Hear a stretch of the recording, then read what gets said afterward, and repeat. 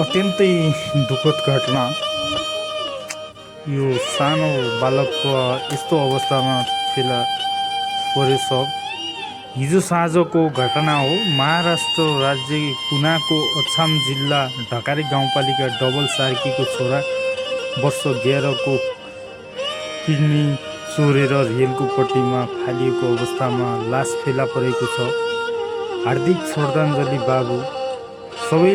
सबैजनाले सचेत रहनुहोला, आफ्नो केटाकेटीको हेरविचार गर्नुहोला।